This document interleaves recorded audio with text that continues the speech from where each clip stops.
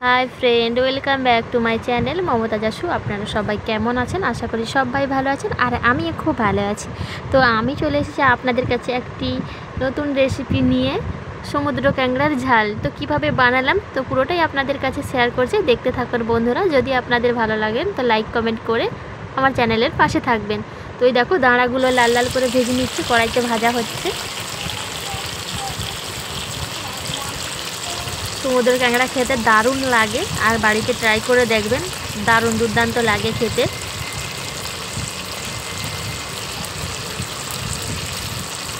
এটা ভালো করে ভেজে নিচ্ছি। তারপরে এই দেখো, কাঁকড়াগুলোকেও ভেজে নিচ্ছি। প্রথমে দাঁড়াগুলো ভেজেছি, তারপরে কাঁকড়াগুলোকে লাল লাল করে ভেজে নিচ্ছি। আমাদের বাড়ি থেকে দীঘা বেশি দূর নয়, কাছাকাছি, যার জন্য সমুদ্র ক্যাংড়াগুলো আমাদের বাজারে ওঠে।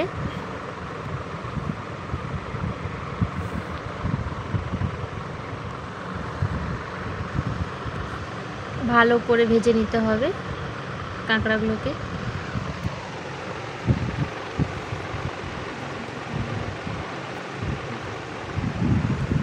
আমাদের বাড়ি থেকে দীঘা যেতে বেশি সময় লাগে না, 2 ঘন্টা সময় লাগে দীঘা যেতে।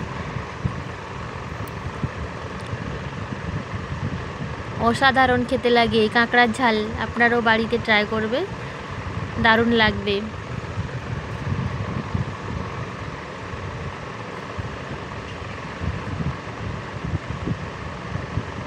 জানি না কত ভালোভাবে ভিডিওটা বানাতে পারছি, বন্ধুরা প্লিজ একটু কষ্ট করে দেখবেন।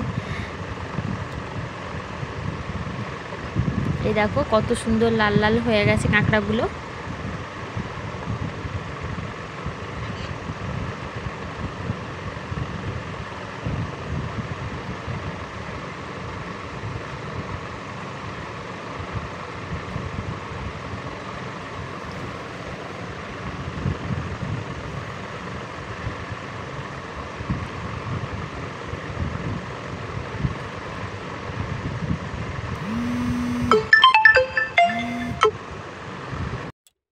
ভালো করে লাল লাল করে ভাজা হয়ে গেছে। এবার এগুলোকে নামিয়ে নেব। তারপরে আলুগুলো কেটে রেখেছিলাম, ওগুলো লাল লাল করে এই যে ভেজে নিয়েছি।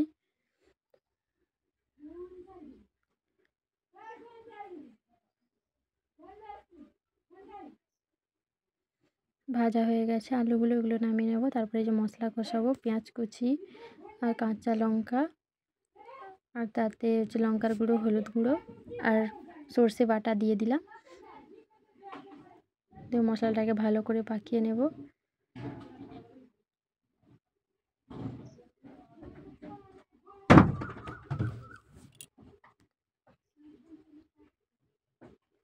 অল্প পরিমাণ জল দিয়ে দিলাম।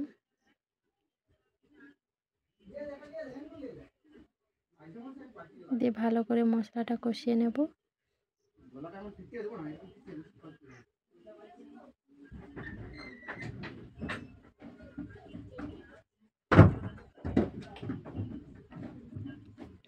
এই দেখো মশলাটা কষানো হয়ে গেছে, সাইড দিয়ে তেল ছেড়ে বেরিয়ে গেছে। হয়ে গেছে মশলা কষানো। এবার এতে কাঁকড়া আর ভাজা আলু সব যেগুলো ভেজে রেখেছিলাম সেগুলো আলু সব দিয়ে দিলাম। দিয়ে তারপর ভালো করে নাড়াচাড়া করে নেব।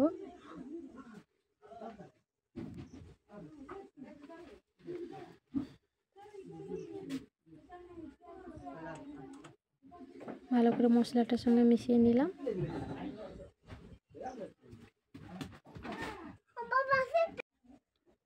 ভালো করে মিশিয়ে নিলাম। দানাগুলোর সঙ্গে মশলাটা মিশিয়ে ভালো করে কষিয়ে নিচ্ছি।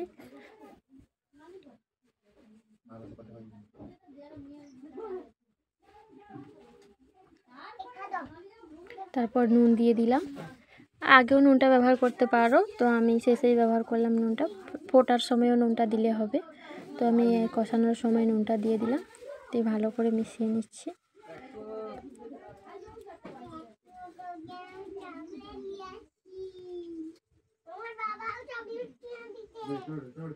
তারপর পরিমাণ মতো জল দিয়ে দিতে হবে।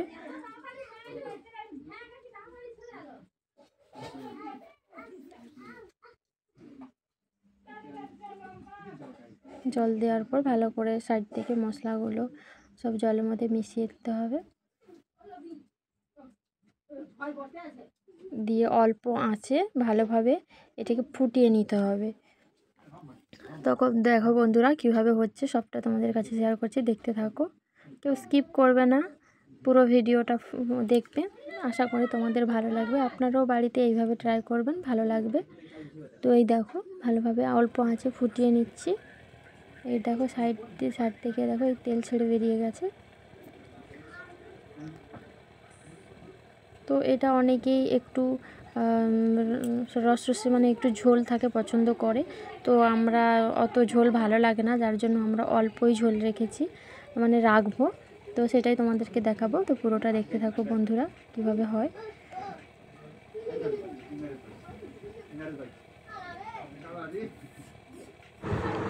দেখো ভালো করে ফুটিয়ে নিচ্ছি ঝোলটা। এই দেখো ঝোল রেডি হয়ে গেছে।